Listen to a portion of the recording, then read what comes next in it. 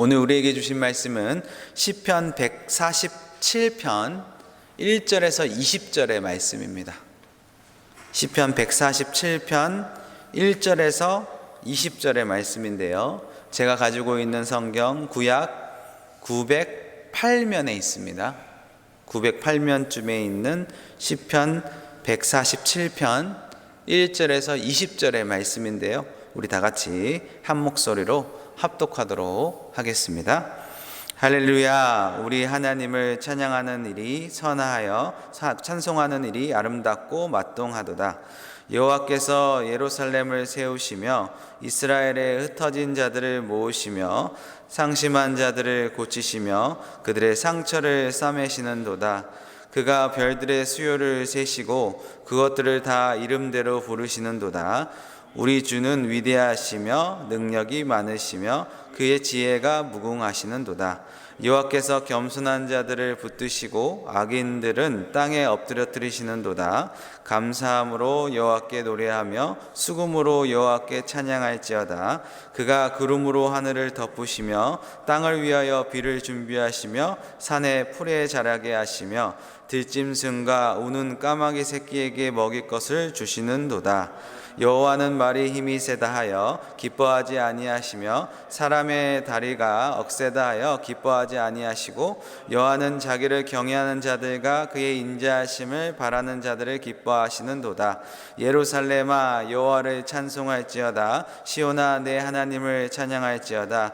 그가 내 문빗장을 견고히 하시고 내 가운데에 있는 너의 자녀들에게 복을 주셨으며 내 경내를 평안하게 하시고 아름다운 밀로를 너를 배불리시며 그의 명령을 따라 땅을 보내시니 그의 말씀이 속히 달리도다. 눈을 양털같이 내리시며 서리를 재같이 흩으시며 우박을 떡을 부스러기같이 뿌리시다니 누가 그의 주의대로 감당하리요. 그의 말씀을 보내사 그것들을 녹이시고 바람을 불게 하신즉 물이 흐르는도다. 그가 그의 말씀을 야곱에 보이시며 그의 율례와 규례를 이스라엘에게 보이시는도다.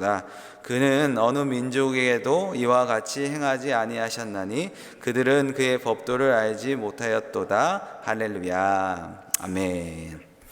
우리는 계속해서 시편을 보고 있는데요. 오늘 말씀도 마찬가지로 어제 말씀과 같이 찬양의 시입니다.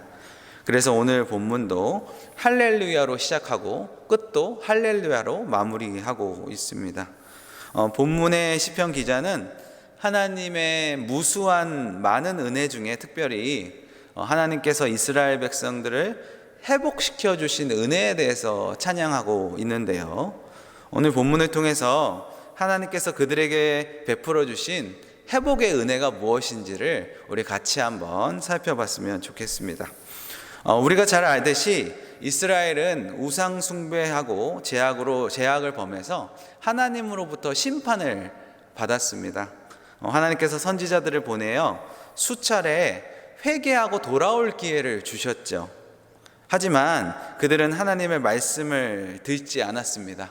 그래서 우리가 에스라, 느헤미야와 살펴본 것 같이 결국 바벨론에 의해서 나라가 완전 망하게 되죠.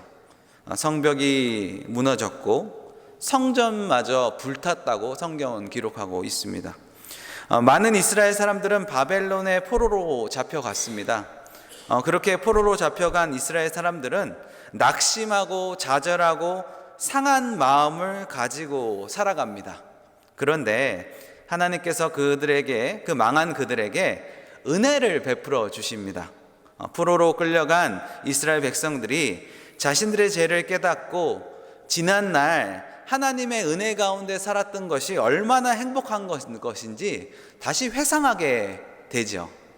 그들이 다시 회상하기 시작하자 하나님은 바벨론 포로로 끌려갔던 사람들을 다시 고국으로 예루살렘으로 돌아올 길을 열어주시죠. 그래서 총 3차례에 걸쳐서 바벨론 포로로 살았던 사람들이 예루살렘으로 돌아오는 귀한 사건이 이제 성경에 기록되어 있죠. 그들은 고국으로 돌아와서 무너져버린 성벽과 그리고 불타버린 성전을 재건하는 일에 몰두를 했습니다. 그런데 성전과 성벽을 재건하는 일은 결코 쉬운 일이 아니었습니다.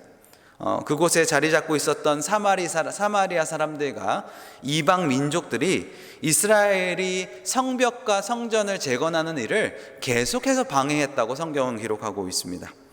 그러나 결국 하나님의 은혜로 이스라엘 사람들은 성전과 성벽을 재건하는 일에 성공을 하죠. 그리고 신앙 회복 운동을 일으켜서 다시 하나님을 향한 예배의 열정을 회복합니다.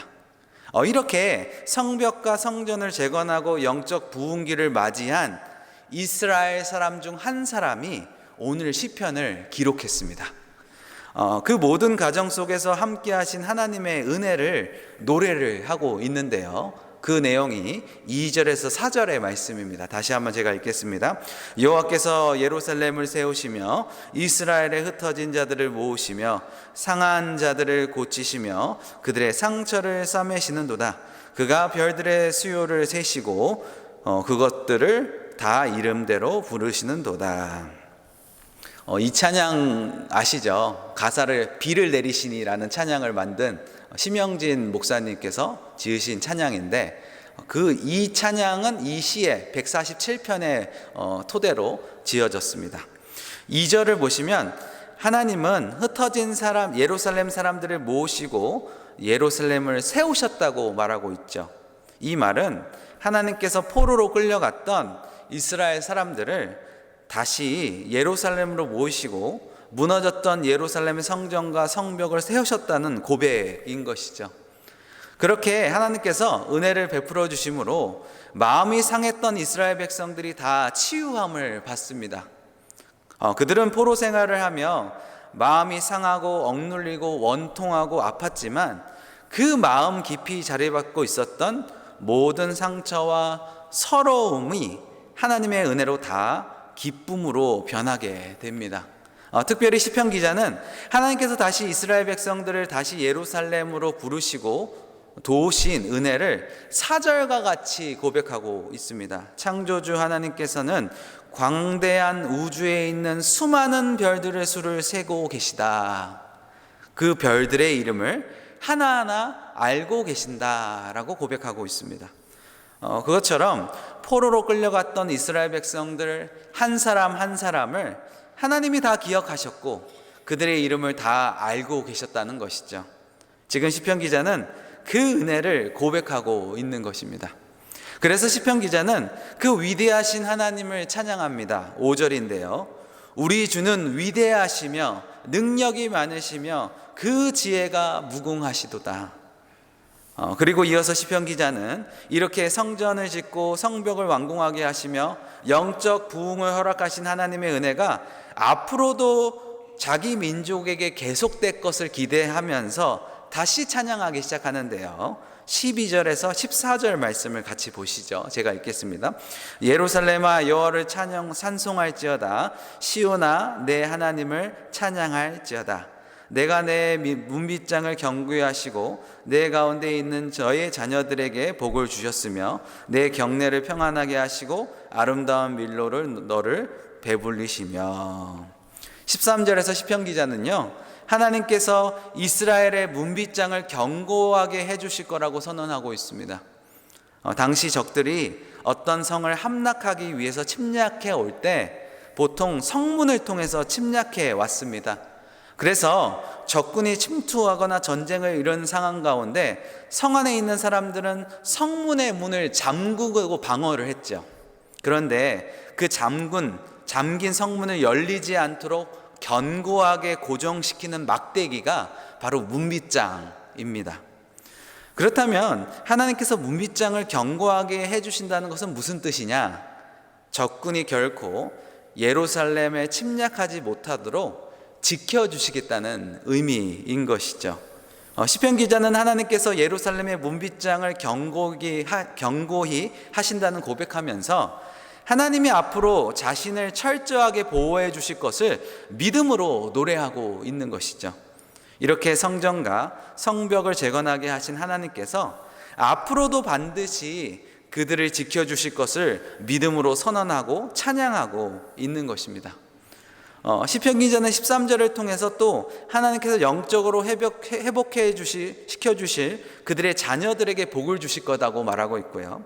또 14절을 통해서 그들에게 늘 일용한 양식을 풍족하게 채워 주실 것을 선언하고 있습니다.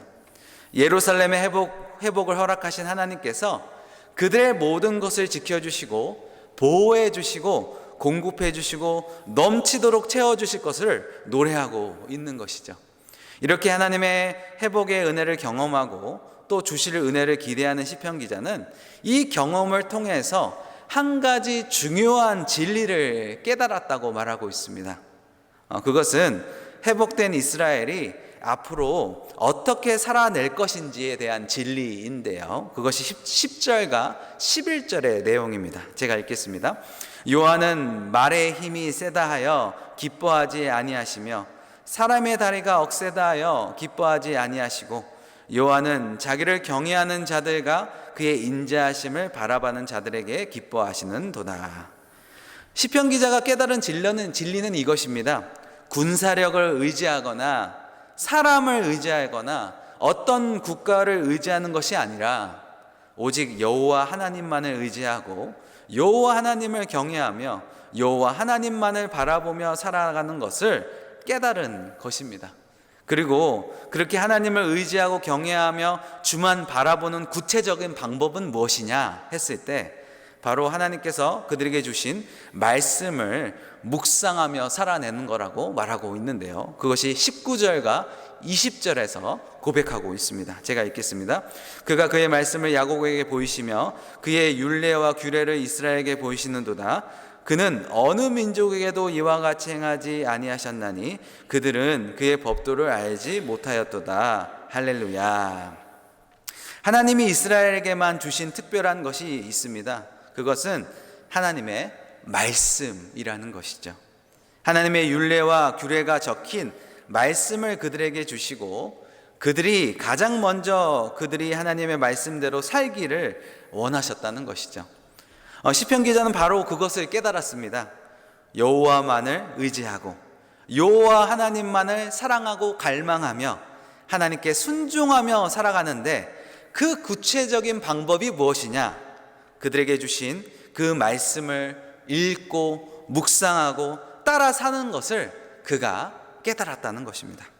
사랑하는 성도 여러분, 하나님은 죄와 사망의 노예로 살던 우리를 구원해 주셨습니다. 우리를 회복해 주셨습니다. 그리고 앞으로 천국 가는 그날까지 우리를 지켜 보호해 주십니다. 우리 마음의 문빗장을 채워주시고 보이지 않는 많은 세상의 유혹과 사탄의 공격으로부터 우리를 지켜주십니다. 그렇다면 구원받은 우리는 앞으로 영원한 하나님의 보호하심 속에 살아갈 우리는 하나님만 의지하고 살아야 된다는 것이죠. 하나님을 의지하는 구체적인 방법은 하나님이 우리에게 주신 말씀을 읽고 묵상하고 그 말씀으로 순종하며 살아낸다는 것이죠. 꼭 그렇게 늘 말씀을 붙들고 말씀을 순종하며 하나님을 의지하며 살아가는 우리가 됐으면 좋겠습니다. 특별히 오늘 하루 하나님의 말씀으로 하루를 시작하고 하나님의 말씀으로 오늘 하루를 묵상하고 하나님의 말씀으로 순종함으로 하나님을 철저히 의지하며 살아내시는 우리 모든 삼성의 성도님들 되시길 주님의 이름으로 축원해 드립니다. 기도하겠습니다. 우리를 죄와 사망에서 구원해 주신 하나님, 그 회복의 은혜에 진심으로 감사드립니다. 앞으로 우리가 살아가는 날 동안 늘 우리의 마음의 문빗장으로 견고하게 해주시고 사탄의 유혹과 공격에서 승리할 수 있도록 은혜를 베풀어 주시옵소서. 그 하나님의 선하신 계획 속에서 신뢰하며 승리하는 우리가 될 수 있도록 하나님의 은혜로 한량없는 복으로 우리를 채워주시옵소서. 감사드렸고 예수님의 이름으로 기도드렸습니다. 아멘.